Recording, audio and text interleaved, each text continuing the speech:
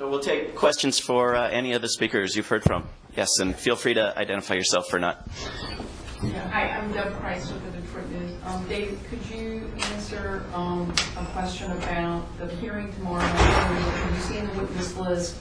The title of the hearing has evolved over time. Could you kind of direct some of your thoughts about why that's happened and whether, what your assessment of John Conyers as Judiciary Chairman is? And then could I get a short answer from Mr. Fein on, you are testifying tomorrow, and I'd like my testimony. And I'd like if I could have a short answer to whether or not what you intended to say was censored. I mean, you've been told you cannot say things that you originally, and you presented testimony, and they told you couldn't say things. So if you could address that, please. So my understanding of how this hearing came about is after years and years of relentless pressure for impeachment, including the entire length of the current Congress, electoral pressure from Cindy Sheehan and numerous other pro-impeachment candidates, lobbying pressure, media activism, and endless emails and phone calls and faxes, and a growing pressure from within the Democratic caucus and within the Judiciary Committee, led within the committee by Robert Wexler, who of course has a public letter at wexlerwantshearings.com, a letter to his chairman, John Conyers, with other members signing on saying, start the hearings already. And pressure for impeachment led by Congressman Dennis Kucinich, who's forcing the issue on the floor as a privileged resolution 3 times and threatening to do it with greater frequency. And on the day that he took it to the floor for the 3rd time, the Speaker of the House and brought Chairman Conyers together with some other people and said, look, let's have a hearing where Congressman Kucinich introduces and proposes his arguments for impeachment. It won't be a real impeachment hearing. It won't be about a particular article of impeachment. It won't take away the executive privilege excuse that you have when you're not in a real impeachment hearing. But it'll be something we can do for the public that is extremely upset right now, and for the members of our own caucus who are extremely upset right now.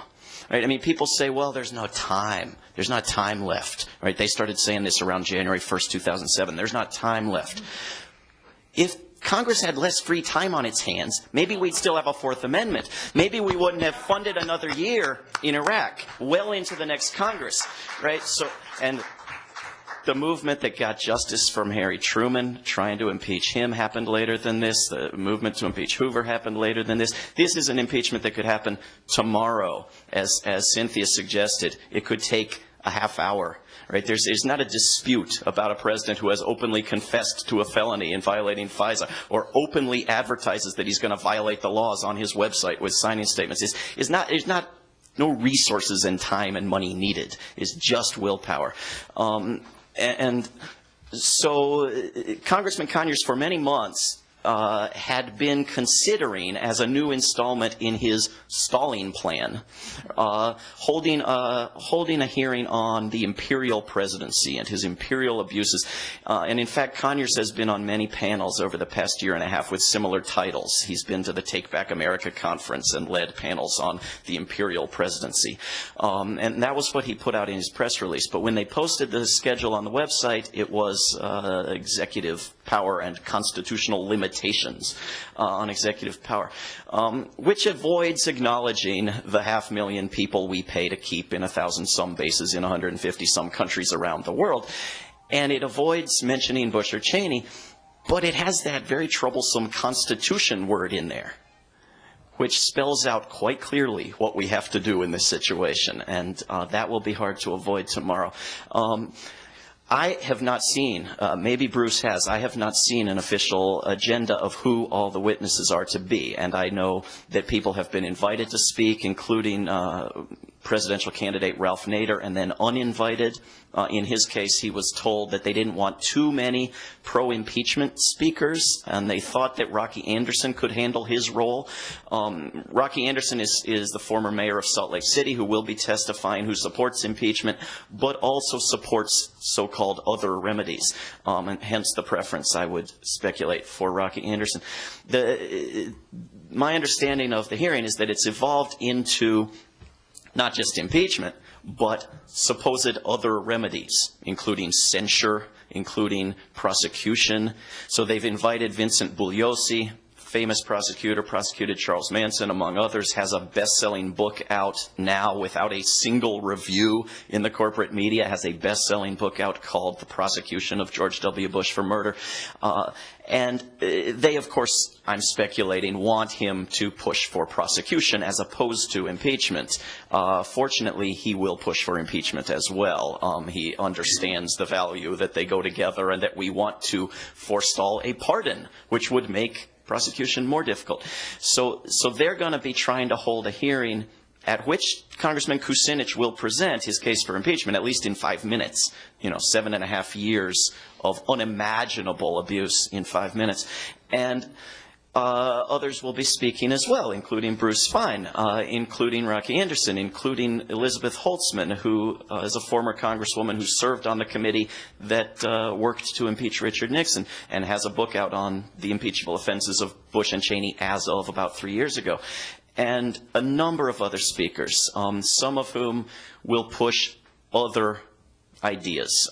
John Dean, who's come up today, will be speaking tomorrow, and he will not, unless he's changed his tune, be advocating impeachment, despite being the first to point out that Bush had openly confessed to an impeachable offense when the FISA story came out and Bush admitted to it. Despite advocating impeachment years ago, there are those like John Dean who are tending to follow the Democratic Party line of all things. So there'll be a mixture. Maybe we should ask Bruce what he knows about the latest on the witness list, but I understand there will be a panel of Congress members, Kucinich and maybe Hinchey and Walter Jones, Mr. Freedom Fries, who has had quite a turn of heart and is openly advocating Vincent Bugliosi's agenda of prosecution for murder, who's a Republican from North Carolina, Walter Jones. I think Maurice Hinchey, who's for impeachment and who's being pressed hard to push for it tomorrow, but who's also for censure and other things, I believe. Congress members like Brad Miller and Jane Harman have been rumored to be on the agenda, and I can't explain exactly why, except that they want to push legislative fixes next year, of all things. So maybe we should see what Bruce has to say. The witness list continues to change because they're searching for optics rather than principle, which is itself rather dismaying. And even the title of the hearing, Executive Power, Constitutional Limitations, betrays a philosophical ignorance of what the United States is about. That is, it assumes that the President is born with certain executive powers and then we have to circumscribe it. That's not what the Founding Fathers understood. Sovereignty belongs to us. And to the extent we yield it grudgingly in the Constitution, which enumerates limited powers. That's what a limited government is about. That's why the United States... Go ahead. You said earlier that you would, did you present your statement that you were going to deliver and it was changed in some way? No, well, this is, well, let me just finish here, and I apologize for going long. I know brevity is the soul of wit, but this is a little bit more important than other things. But I'm trying to explain how even the conception of the hearing is wrong-headed. It assumes the President can do anything he wants unless we limit it. No, the President can't do anything unless we empower him. Now, what happened with regard to the testimony was as follows. I drafted it making regular references, as I've done in countless other circumstances, to the President of the United States, George W. Bush, and Richard Cheney. Then I received an email from the staff saying, gee, we have these rules derived from reservations about criticizing the king that say, hey, you can't accuse the President of dishonesty, lying, deception, crimes, impeachable offenses. So what I did is said, all right, what I'll do is instead of referring to George W. Bush, I'll simply say the occupant of the White House or the executive branch, the one who rides a bicycle or whatever. So that's, then, if you could call it self-censorship, in order to avoid what I was told might have been parliamentary objections by Republicans who said, oh, this is wrong. And this is, I mean, I'm reading out of the rules themselves, where it specifically says an accusation that the president lied is not permitted. You know, personal innuendo or ridicule of a president is not permitted. So if you recite the president's own words saying, I don't learn by reading, that's to ridicule him, so you couldn't say that. And so you resubmitted the... So what I did is I then changed my references to Bush to the executive branch or 1600 Pennsylvania Avenue and resubmitted it. And then they said it was okay for your testimony? Yes. And they didn't say before if you didn't change your testimony, you couldn't... My understanding was I needed to do that in order to avoid a problem, so we didn't get into that detail. I just made references. Anyone who reads the testimony will know the allusions. I mean, it's pretty clear who I'm getting at. But it's ridiculous that in the United States of America you have to write as though you're in 1984 to make a criticism of the President of the United States. That really shows you how low our political culture has reached. Well, I also read that if anybody does criticize the president, say he lies or committed a crime, that Conyers will shut the hearing down. Well, what I've been told can happen, and I'm by no means the expert on this, but what I've been told can happen is that a member can raise an objection, probably a Republican member can raise an objection, can ask that that language be retracted or that it be excised from the record. The speaker, whether a Congress member or a witness, can choose to have their language retracted, and then we can proceed ahead. Or they can put up a fight, everything can break down, and we can waste a half hour or more excising those words from the record and forbidding that individual from speaking for the rest of the hearing. So it's probably to everyone's advantage that we try to avoid that sort of I had the attitude discretion is the better part of valor. In this particular instance, it wasn't worth it. I thought I needed to say things that were substantive. Right here? Hi, I'm Sabrina Eaton from the Cleveland Plain Dealer. If impeachment doesn't go forward tomorrow as you guys would like it to, I mean, what would you regard this hearing to have achieved, if anything? Well, it will achieve, and already has achieved without happening, a degree of public education. And if it opens the door to a further demand for impeachment, it will have achieved a tremendous amount. One of the main excuses we've always gotten over the past many years from polling companies and major newspapers in cities where Congress members are pushing impeachment is that they won't poll on it because it's not happening in Congress. It is now arguably happening in Congress. So one of the main excuses of the polling companies for not doing a poll, not even attempting to measure the public sentiment, is gone. That's a plus.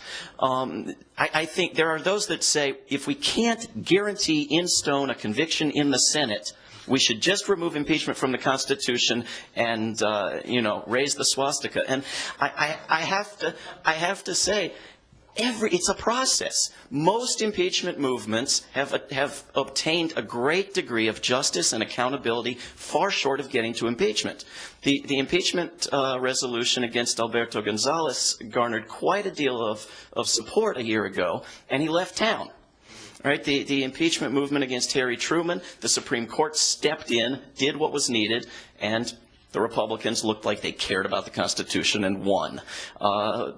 The Democrats pushed to impeach Nixon, and they didn't get to impeachment, but he left town, and they won huge victories. When Ronald Reagan was president, they took a different course. They said, there's not time, the elections are more important, we have to be serious, it's better to be bipartisan, let's avoid those questions in the Iran-Contra hearings so that we can win the elections. And of course, they then lost the elections. And because they never learn, and because they only play defense, except in Pentagon funding, they can't even think. But if they see what happens tomorrow, if they see that they are not completely annihilated by the corporate media, if they see that the public support is overwhelming, if they understand that there is actually an electoral advantage, because you have to understand this is the only thing they care about is electoral advantage. If they understand that that's there with impeachment, if they start to think about it and realize that impeachment hearings in the news with John McCain forced to defend his multiple positions on each offense would be an absolute gold mine for a party that was capable of playing offense, that's an advantage. That's a huge advantage. And so this is a process. But if it achieves nothing other than a bit of public education, and it achieves what John Conyers said he set out to do in his book a year and a half ago. It establishes that we knew. It establishes that if we throw our republic away, at least we knew what was happening. And it's a small step in the right direction. Please. I also think that if you go out into the public, whether you're talking to a cab driver, a store clerk, a teacher, whoever you're asking, and you bring up the topic of impeachment, they want this to happen. So I think I just want to emphasize that this is going to give the public hope, and they're going to redouble efforts, any efforts they've made so far to get this to happen. It tells them that it's possible. It tells them that we're making movement in that direction. How do you spell your name? Papermaster, Cynthia, Cynthia. I want to add something to that, too. First of all, who was with us last year when we marched from Arlington to John Conyers' office? Right on. How many of you got arrested in John Conyers' office? Right on. So, John Conyers has been a congressperson from Michigan for right around 40 years? 42 years. 42 years. John Conyers was there when Nixon was being impeached, or when they were, working on impeachment. I didn't just show up in John Conyers' office last year on July 23rd with Ray and Rev and all of you demanding impeachment. John Conyers and I have a long, well, not a long history compared to how long he's been in Congress, but we've been working together since June of 2005 when we did the Downey Street memo hearings. I considered John Conyers a friend.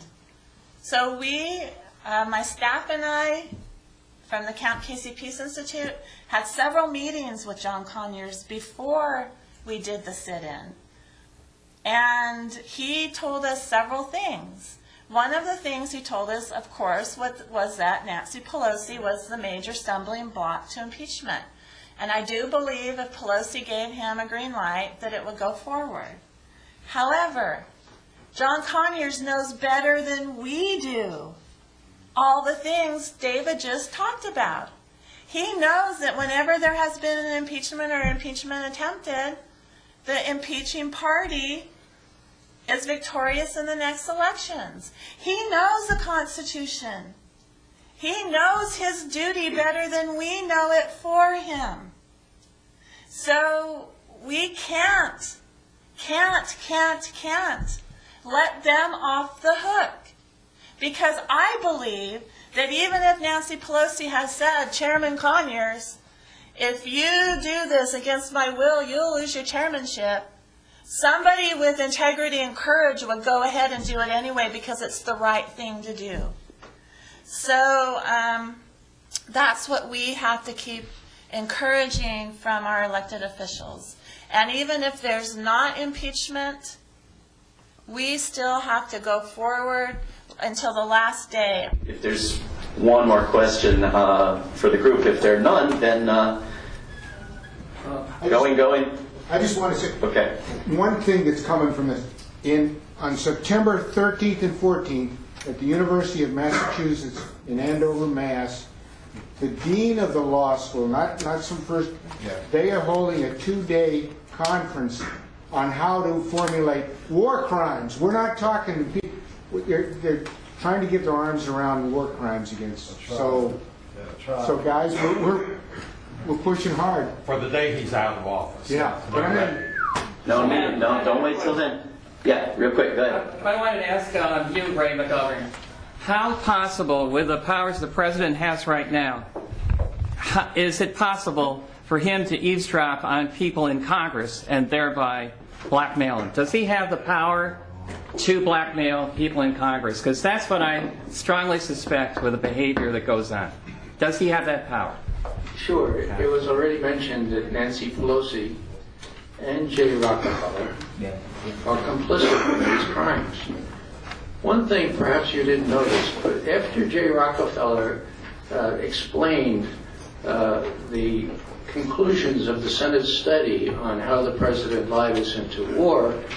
In an offhand remark before he left the podium, he said, and of course impeachment is not feasible.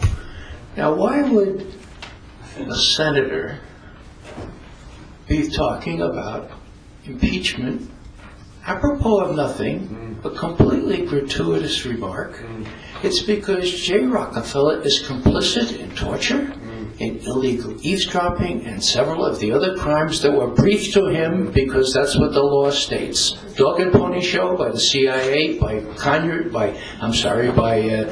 Cheney and the others. So that's one thing. The other thing is that the FISA law was instituted in 1978 for precisely the purpose of preventing the kinds of things that J. Edgar Hoover used to do in eavesdropping. He eavesdropped on senators, on representatives, he even eavesdropped on presidents. And so of course that's one of the reasons that they're scared. And God knows what they have on Conyers. I say that advisedly. God knows what they have on Conyers. So it's all very insidious and it's all very dangerous for our Constitution. Thank you, Ray McGovern, Cindy Sheehan, Cynthia Papermaster, and Bruce Fein, and thank you all for coming.